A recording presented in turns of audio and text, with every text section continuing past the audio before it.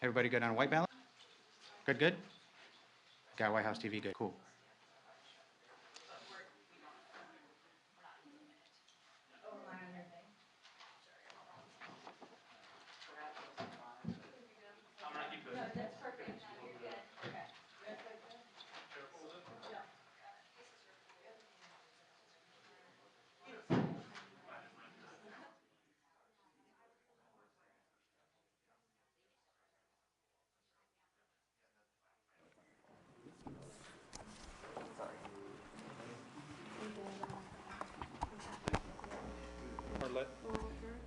Oh, thank you.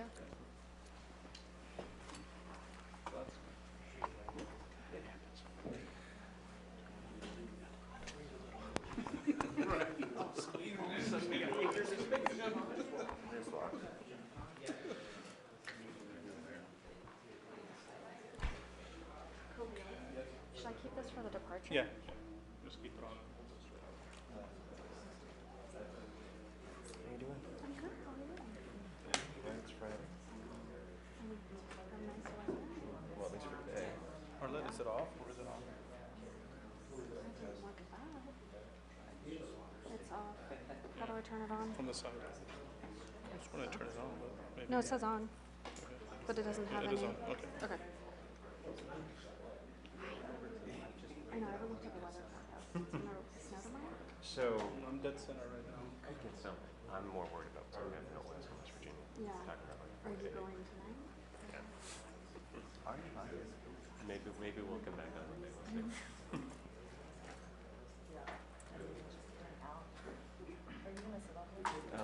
Sorry, that's mine.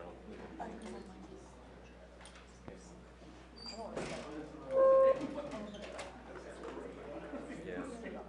Thanks. 'Cause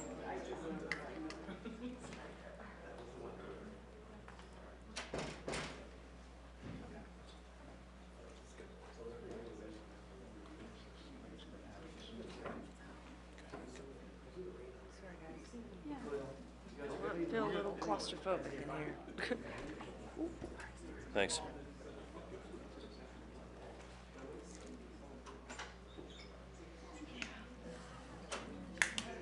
Like crowded anymore.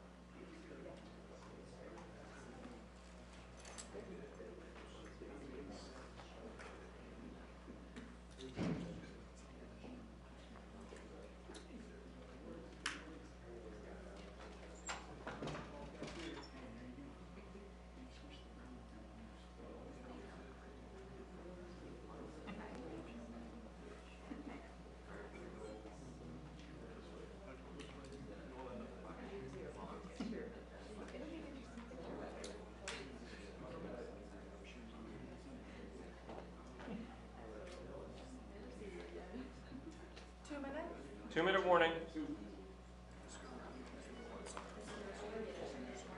we silence our phones, please? My phone went off during the briefing. That's your ringtone. Space Force. He's awesome. It's really awful. You know, when you see the tag and you're like, I turned this thing off. Yeah, the stink guy from jail.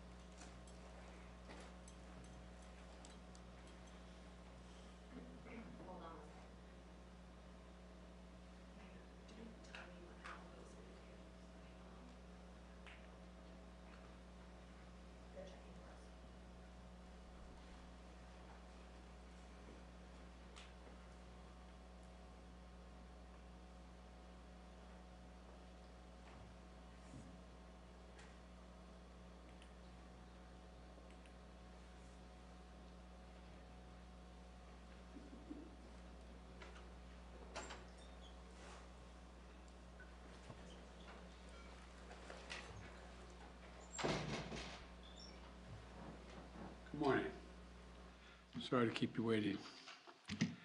I've just spoken for some time with President Zelensky of Ukraine. I told him, as I have each and every time we've spoken, the United States stands with the people of Ukraine and as they bravely fight to defend their country, and they are doing that. And as Putin continues his merciless assault, the United States and our allies and partners continue to work in lockstep to ramp up the economic pressures on Putin and to further isolate Russia in the global stage. Later today, together with other NATO allies in the G7, Canada, France, Germany, Italy, Japan, the United Kingdom, as well as the European Union, we're going to jointly announce several new steps to squeeze Putin and hold him even more accountable for his aggression against Ukraine.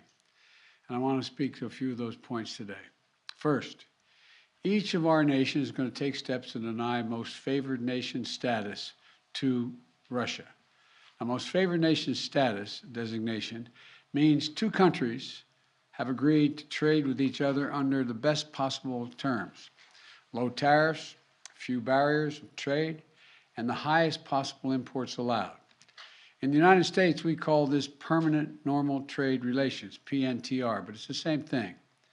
Revoking PNTR for Russia is going to make it harder for Russia to do business with the United States, and doing it in unison with other nations that make up half of the global economy will be another crushing blow to the Russian economy. It's already suffering very badly from our sanctions. And I want to thank Speaker Pelosi, Leader McCarthy, Leaders Schumer and McConnell, and Senators Wyden and Crapo, Representatives Neal and Brady, for their bipartisan leadership on this in the Congress. I would like to offer a special thanks to Speaker Pelosi, who's been a strong advocate for revoking PNTR and who agreed to hold off on that in the House until I could line up all of our key allies to keep us in complete unison.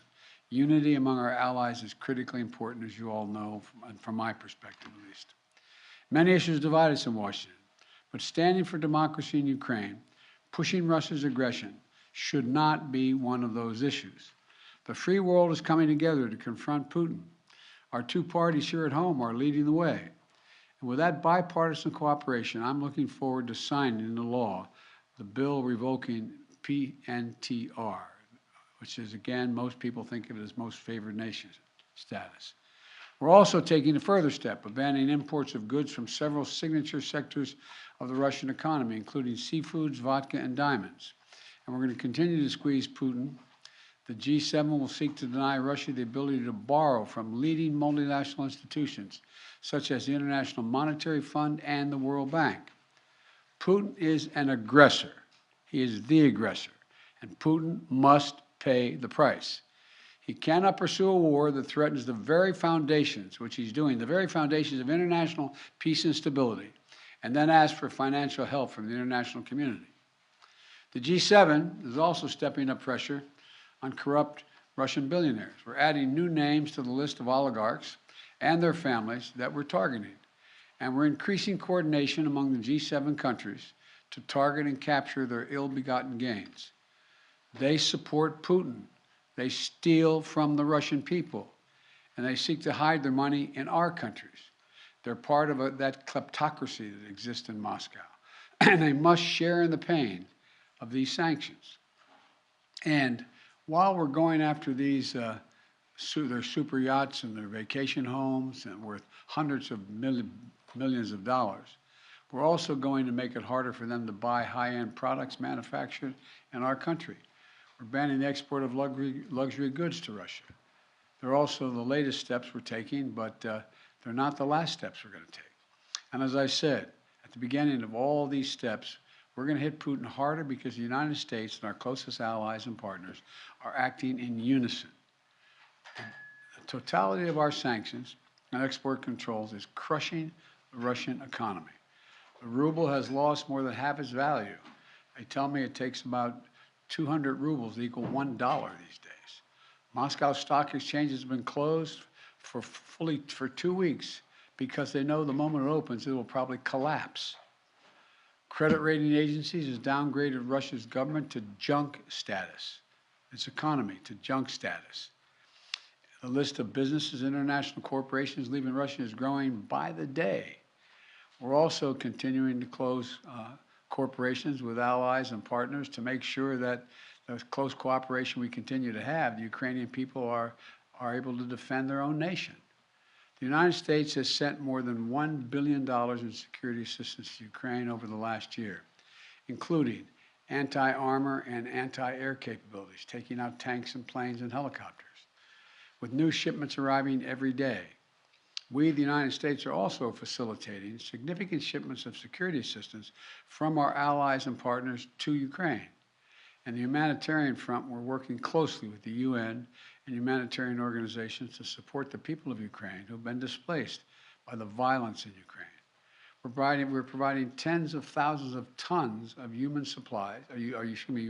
supplies, food, water, medicines, coming via truck and train every single day. Yesterday in Poland, Vice President Harris announced an additional $53 million in additional humanitarian support to Ukraine.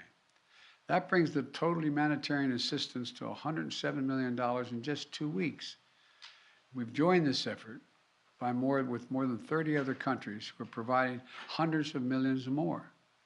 And last night, to their great credit, the Congress passed a bipartisan spending bill that included an additional $13.6 billion in new assistance to the Ukrainian people. And I look forward to signing that immediately. I also want to be clear, though. We will make sure Ukraine has weapons to defend against an invading Russian force. We will send money and food and aid to save the Ukrainian people. And I will welcome Ukrainian refugees. We should welcome them here with open arms if they need access. And we're going to provide more support for Ukraine. We're going to continue to stand together with our allies in Europe and send unmistakable message. We'll defend every single inch of NATO territory with the full might of the united and galvanized NATO. We will not fight a war against Russia in Ukraine. Direct confrontation between NATO and Russia is World War III, something we must strive to prevent. But we already know Putin's war against Ukraine will never be a victory. He hoped to dominate Ukraine without a fight. He failed. He hoped to fracture European resolve. He failed. He hoped to weaken the transatlantic alliance. He failed. He hoped to split apart American democracies in terms of our positions. He failed. The American people are united. The world is united. And we stand with the people of Ukraine. We will not let autocrats and would-be emperors dictate the direction of the world. Democracies are rising to meet this moment, rallying the world to the side of peace and the side of security. We're showing our strength, and we will not falter. God bless all of you. God bless Ukraine, and God bless our troops. Your White House has said that Russia may use chemical weapons or create a false flag operation to use them. What evidence have you seen showing that? And would the U.S. have a military response if Putin does launch a chemical weapons attack? I'm not going to speak about the intelligence, but Russia would pay a severe price if they use chemicals. Mr. President, Spending the federal gas tax? will this make Putin stop his war?